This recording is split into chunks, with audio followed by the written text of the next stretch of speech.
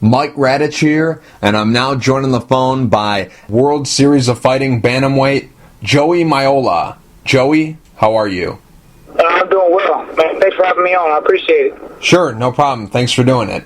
Joey, you got a fight coming up September 18th at World Series of Fighting 23. Before we start talking about that fight, let's talk about your last fight back on August 21st at RFA 29. You defeated Pablo Falcao via unanimous decision. How pleased were you with your performance in the fight? As far as my performance, I always feel I can do better. Every fight we can get better, for sure. As far as, taking a unanimous decision, I'll take it for what it is. I wanted to finish. I had to be smart because I knew I had this fight lined up, and so I didn't want to break my hand. I broke my hand this time last year, and so I didn't want to risk it going into this World Series fight. So I played a little too cautious. I should have finished him for sure, but anytime you go in there against a black belt and beat him at his own game, hey, I'll take it. The theme for RFA 29 was USA versus Brazil. I'm just curious, did you like the team concept? Did you enjoy being a part of that? Obviously, at its core, MMA is a individual sport, but fans and promoters seem to like adding in the team concept. Obviously, the Ultimate Fighter is a team concept, and obviously the IFL, when they were around, that was a team concept. So I'm just curious, do you enjoy the team concept of MMA, even though at the end of the day it's a individual sport? Yeah, I definitely like the concept of it. I mean, USA versus Brazil. Anytime you put two countries up against one another, it's love for fireworks. I wish USA could have came out with it. Of course, I got the sole victory. Mm-hmm. But as far as the team sport, man, it is what it is. They took four of the best USA they felt and put them against the Brazilians, and we ended up getting a short hand of it. But like you said, it becomes an individual sport, and I got the win, so I'm happy. The coach for Team USA was UFC welterweight champion Robbie Lawler, and the coach for Team Brazil was former UFC light heavyweight champion Lyoto Machida. I'm just curious because Robbie Lawler, he used to train at Power MMA at one point in time. Obviously, he's a welterweight or a middleweight at that time, and obviously you're a bantamweight now, so I'm sure you guys didn't spar with each other or roll with each other or anything like that, but he was a member of that team at one point in time. So during the time he was at Power MMA, did you train with him? When he was there, it was when I just started training. Okay. And so I didn't really get to physically train with him, obviously. I mean, he's a welterweight, I'm a bantamweight. Right. But he was always a hero of mine growing up. I know when I first watched UFC, and I was watching him, when he was 20 years old, just wrecking shop. And so, as he was there, I was just taking bits and pieces from, how he was training and how to be smart about it, and, with not sparring hard every day, maybe sparring hard twice a week versus, 5 days a week, and the shadow boxing and the jump rope, etc.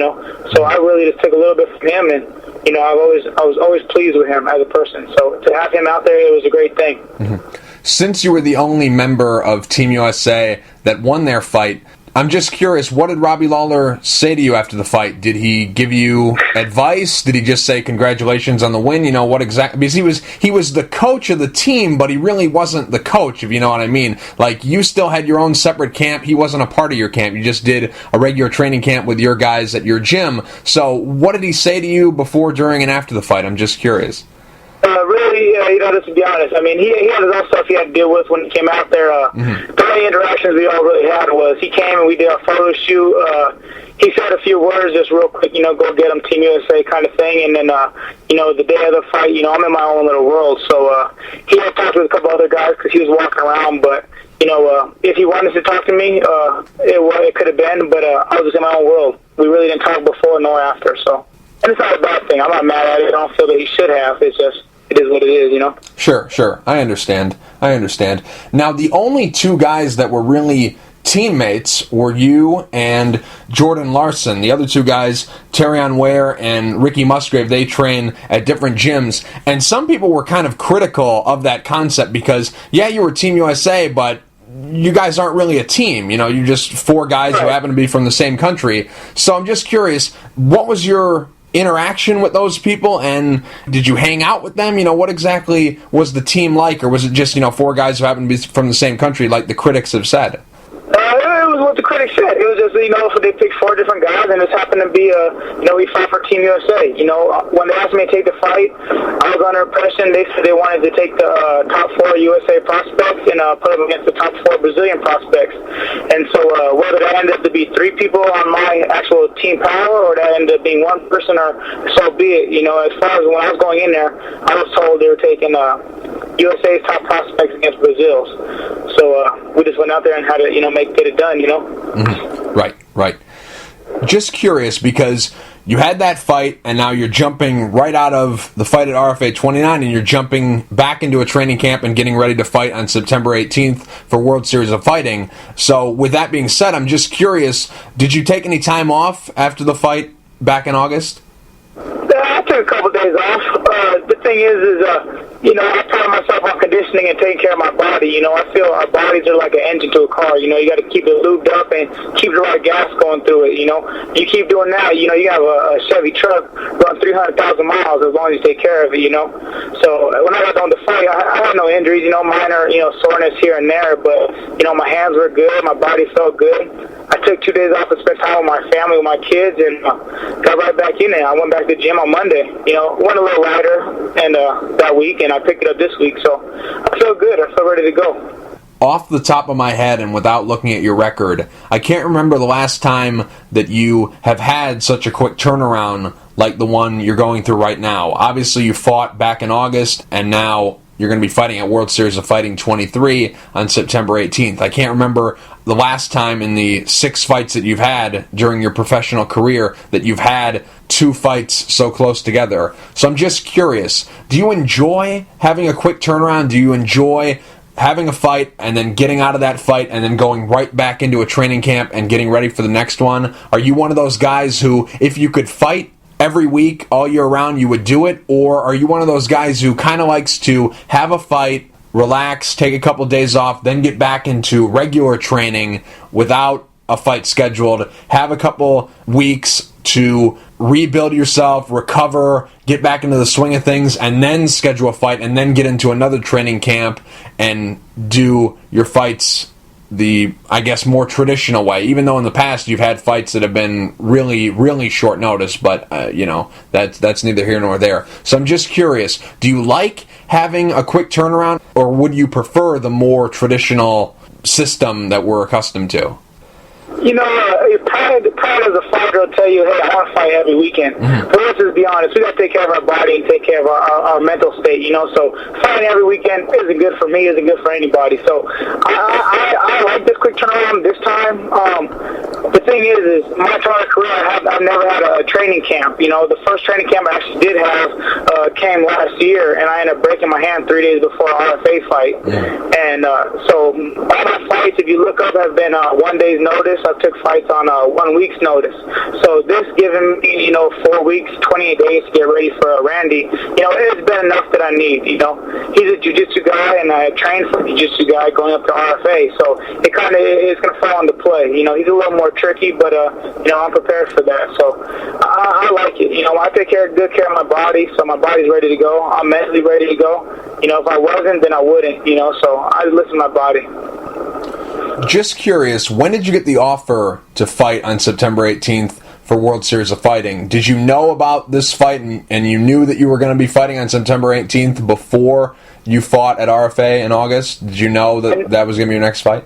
Yeah, I knew before I fought with RFA, mm-hmm. but however, I signed it after I signed to fight for RFA. Mm-hmm. The thing is, being unsigned right now, I'm unsigned, and so I don't know what my next step is. So you always got to be able to be ready to have something set up, And like I said, I try to take fights short notice because I've had so many fights fall out on me. So as soon as I got an opportunity to take something, I have to jump on it, Mm-hmm. Now if I was fighting with somebody, I knew I was going to be fighting, I knew I was going to be busy, that would be a different story. Mm-hmm. But as far as knowing, I knew I had this fight coming up. That's why I played it a little too cautious in my last fight. I should have went for the finish, but I wanted to make sure I showed up and put on a good show for my home crowd on the 18th. Mm-hmm. So as it stands right now, this is just a one-off with World Series of Fighting because you're a local guy, they're throwing a show in your area, it's just a one-off, or do you have a multiple fight deal with World Series? Nah, this is just a single fight deal. They want us, they take a couple local guys to sell tickets. They want to get it packed into place. So it's just a one fight. Like I said, I'm currently unsigned. I'm looking for whatever. Anybody, come on. A few weeks ago, I talked to LaRue Burley, and I can't remember what he said. Now, are you his cousin or are you his brother? Yeah, we're brothers, man. Not biological, not by blood. Okay. Blood history on me real quick. I grew up in a children's home, and so I don't have any family, So him and his brothers, him and his four brothers took me in 6th grade, So here we are 20 years later. That's family to me. Okay. I see. Now, you two in the past have fought on the same card. This isn't going to be the first time that you fight on the same card as LaRue Burley. So I'm just curious, does this mean just as much as the last times you fought on the same card as him, or does it mean a little bit more because this is the biggest stage? Last time was on a regional show. This time it's World Series of Fighting, which is one of the major players here in the United States. So does this mean more than the last time you fought on the same card? I don't want to sound too what's the word? I don't want to sound like too big-headed, but it doesn't matter what show it is. Regardless if I'm fighting a small show or a big show, I still go on to look on, put on a good performance, and I don't let the crowd get the best of me. You got to stay composed in there. So, to me, him and I fight on the same card on a bigger show for World Series versus fighting on a regional show. To me, it's no different. We're both been training our asses off, butts off, so we're going to go up and put on the best show we can, come out with a victory. That's it. Doesn't matter what kind of show, whether it's UFC, it's World Series, it's RFA, King of the Cage, it doesn't matter. Right.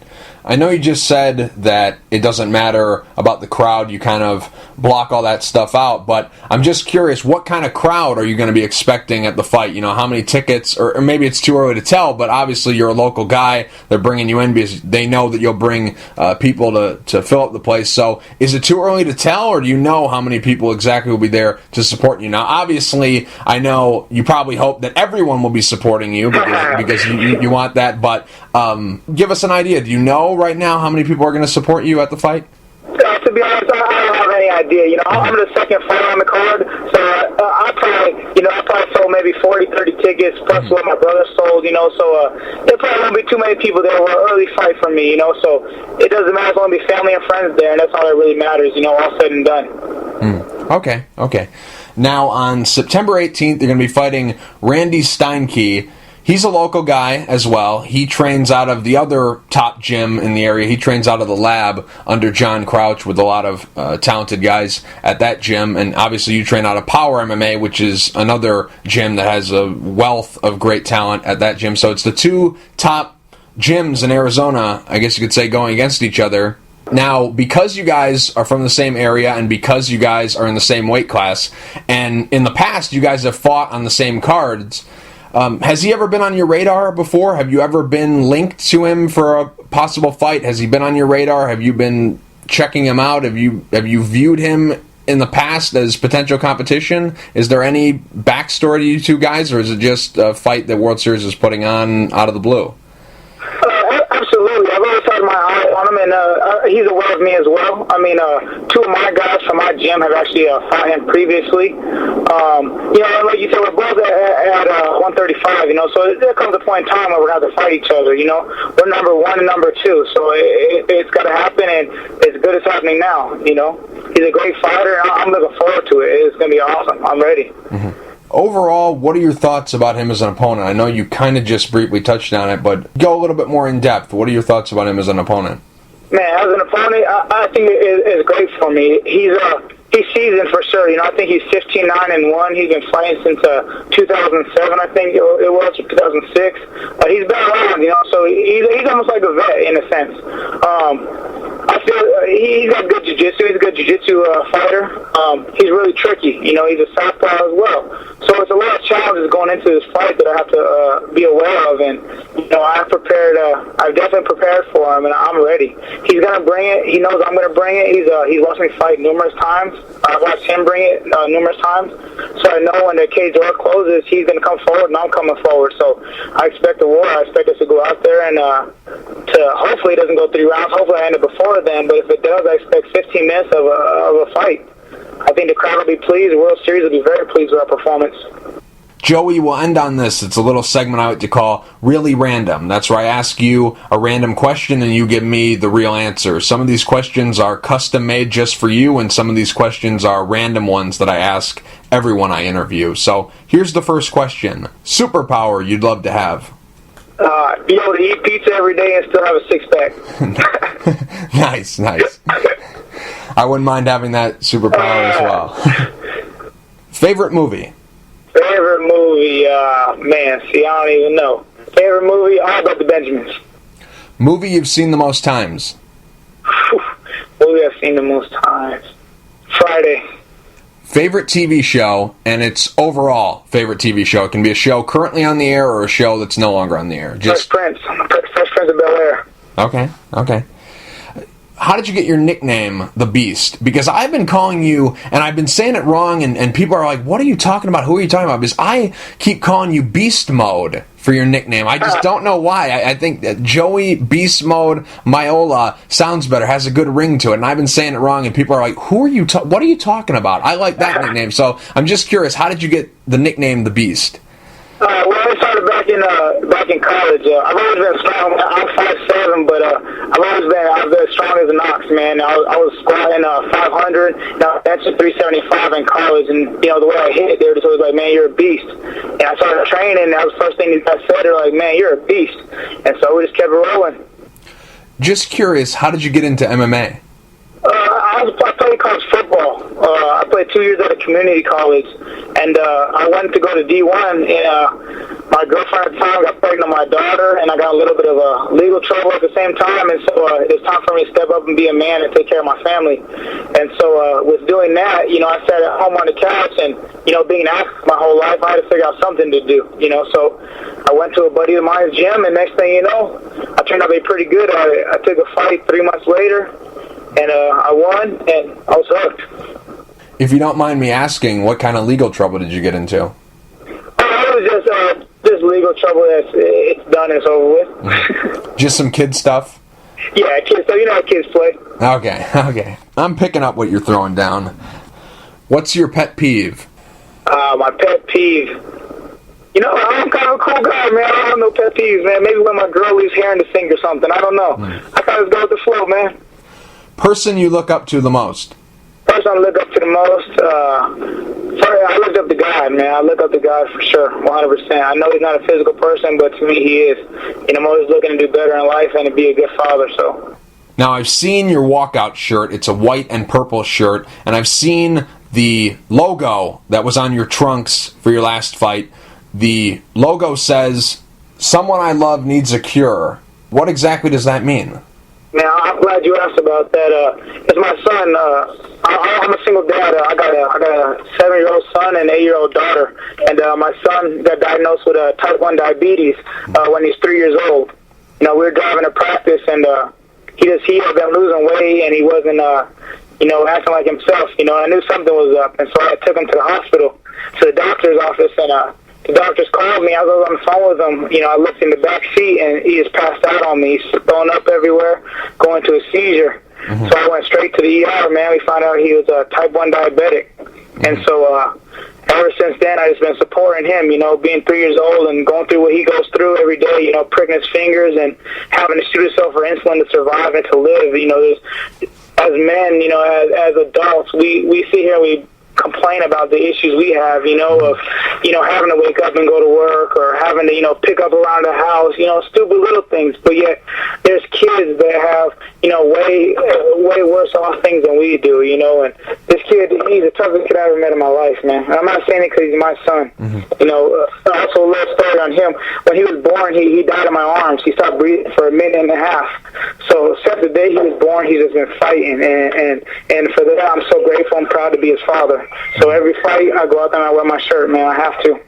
If I ever made it to the big time and got some money, I would donate a truckload to that cause. That's just a horrible disease. I know so many people that have type 1 or type 2 diabetes, and if I ever got some money, I would donate a truckload to that cause. That's just terrible. And that's awesome. On that, real quick, if I can throw it out there, I don't have that's just something I do myself. but with sure something I love needs a cure, it's just something I do on myself. I would love to partner with somebody. If there's an organization out there that would love to, they don't have to sponsor me and give me money or anything like that, just somewhere to where people can donate to raise awareness for, juvenile diabetes. I would love to partner up with them. So if anybody out there listening or hearing this and sees it, or somebody, please point in my direction. I would love to work with them. Mm-hmm. Absolutely. Absolutely.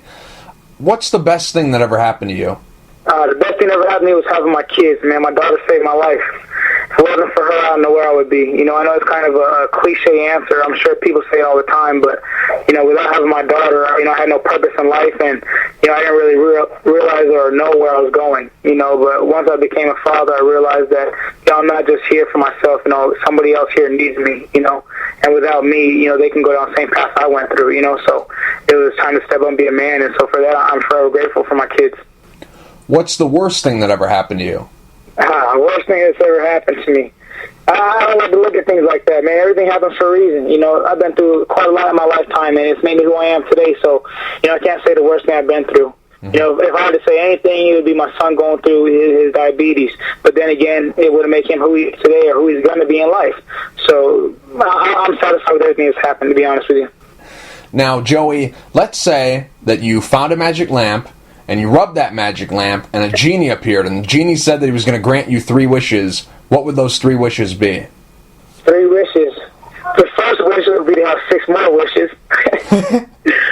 Second would be, man, to have a cure for my son, man, and for all the other kids out there that have the perfect fingers every day, man, take this insulin, man, to have seizures, man. It's horrible to see these kids go through that.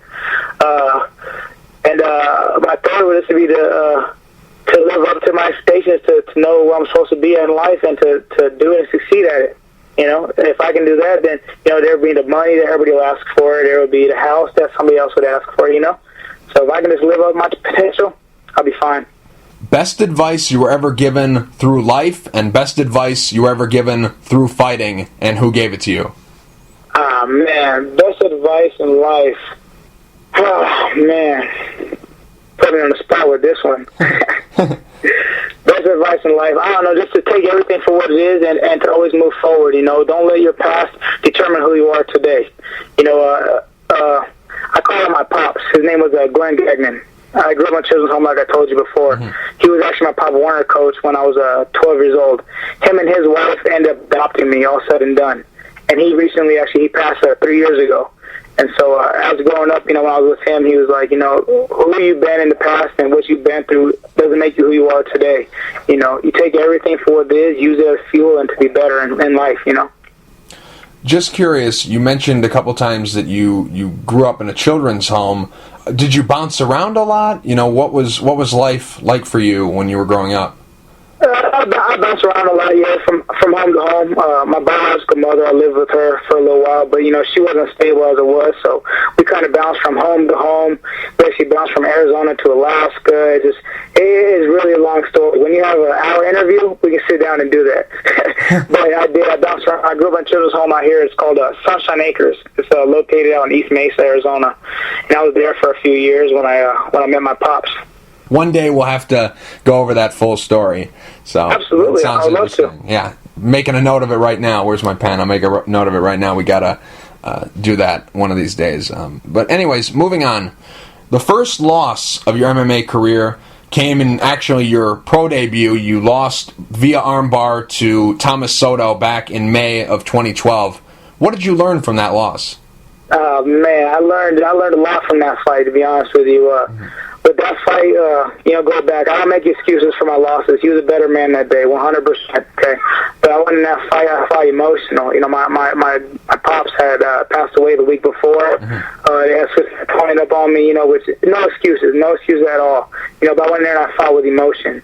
You have to go in there. You can fight with emotion. You can, but you have to control it. I was sitting in his guard, and we knew he was a brown belt in jiu-jitsu, and it was my pro debut. I shouldn't be sitting in this guy's guard, Mm-hmm. So I'm sitting in his guard, and I'm landing big shots, and I'm getting overzealous. I'm trying to end the fight, and he catches me in the armbar, and my coach is saying, stand up, stand up. So I stand up, and I slam him, okay? First time he lets go. Second time he gets me, I do the same thing, which I shouldn't have been there again. But I was there, I slammed him again, and he didn't let go this time. And my arm gave before before he did. And so with that, I learned just, be patient, go in there, be a composed fighter. I'm a completely different fighter from, that time and definitely my last fight. Every fight I try to get better. Every fight, got to be more composed and control yourself. You can't go in there out of control and wild, man. You got to take your time, be patient. Did you ever lose a fight before that, or was that your first ever loss? That was my first ever loss between street fights, my Muay Thai fights, my amateur fights, everything. That was my first loss, but it came at a good time because I had to humble myself. I was used to winning. And, when you take it for granted, God will take it away. Mm-hmm. So ever since then, I appreciate winning. My work ethic is different. My drive is different. Everything about me is a complete different fighter. Mm-hmm. It's who I always wanted to be, yes, but I forgot about it for a little while, I had to be brought back down. Just curious, how did you take that loss? Did it take a long time for you to get over it? Man, it took a really long time. I'm my worst critic to begin with, and having to come home to my kids, my kids are a big part of my life, like I touched on a little bit. Mm-hmm. So I have to come home to my kids and to explain, that daddy lost. It was hard for me. My son's asking me, Dad, what's wrong with your arm? I got my arm in a sling, Mm-hmm. So it was definitely a tough one. It took me a while to get over. It almost ate me up, too much, but I had to snap out of it and get back on the horse, I get back on the horse. Time period you'd like to go back and visit, and why? Man, I'd like to go back to high school, man. I'd love to go back to high school. Focus on school. It sounds like a nerd, but I'd go back and focus on school, and that way I can go get education. I went to community college. I would love to go to D1 and play football, Mm-hmm. Go right out, but can't change things. Right. What's your hidden talent? My hidden talent. I don't have no talent. I'm an athlete. That's about it. I don't have nothing I keep behind closed doors because, everything I do is out in the open. Everybody knows about it. I'm kind of that guy that, you're sitting there mad and upset, but I'm that guy that's over there messing around trying to make everybody laugh, Mm-hmm. Number one thing on your bucket list? I'd love to visit Italy. That would be awesome. Any particular reason? I have a genuine pizza, man. Genuine. Oh. If you don't get it, I'm a pizza guy, bro. If you haven't got that already. Yeah, I think I picked up that right from the get-go of this segment. So this is probably a stupid question. Your favorite food is pizza? Yeah, definitely pizza, man. Pizza and any kind of pasta, man. I'm half Italian, so I like that side of me. It works. Okay. What's your perfect pizza spaghetti type meal? Like, describe it to me. I know you're on a diet right now because you're going to be fighting in a couple of weeks, and it's probably painful for you to even be thinking about this and talking about it, but I guess we gotta have to go there because you brought it up. So describe it to me. Your dream pizza spaghetti combination, what is it? Describe it to me. I'm a simple guy. I'll take a hand tossed just pepperoni pizza. Give me some red peppers on it, maybe a little Parmesan, and definitely gotta have ranch, man. If there's no ranch, I'm not eating it. We gotta have ranch. No blue cheese, no Caesar dressing. Gotta have ranch. Time travel or space travel? What would you rather do? Space travel. I think it'd be awesome to go out and see what's out there, see other universes, man. I bet there's other people out there, other life forms, I'd say. Joey, last question. If you could change one thing about the world, what would you change and why? Change anything about the world, man. I would change it's quick and easy because, I think about it quite often. I always say we could always stop being so judgmental, and I'm including myself in this too. I find myself, I have to correct myself.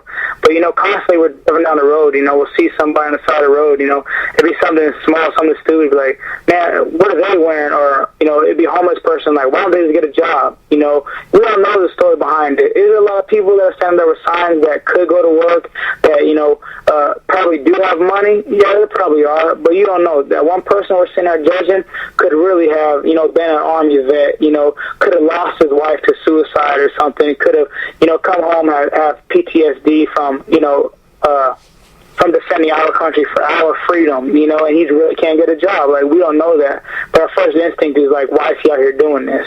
Mm-hmm. So I feel we could be less judgmental, man, a little more understanding, just in life in general. I think we'd be a better society for sure. Joey, real quick before I let you go, do you have any sponsors you'd like to thank, and is there anything you'd like to say to the fans? Man, I have no sponsors. I like to put that out there. I don't have any sponsors. I'm up for whatever. I've been doing it on my own. I've been making my own shirts and making my own stuff. So I have 0 sponsors. I'm willing to take on any. No headshots or anything like that. I like to keep a good profile. So anybody who'd like to sponsor me, I'm with it. So I would really appreciate it. As far as fans, I just appreciate everybody that comes over, supports me, everybody that, hits me up on my Twitter, my Instagram, stuff like that. I really appreciate every one of y'all. As much as I can, I try to reply to everything. So if I ever get sent something, I'll do my best to reply. Joey, thank you for taking the time to talk. I really appreciate it. Good luck September 18th at World Series of Fighting 23 against Randy Steinke. I appreciate it. Thank you for having me on.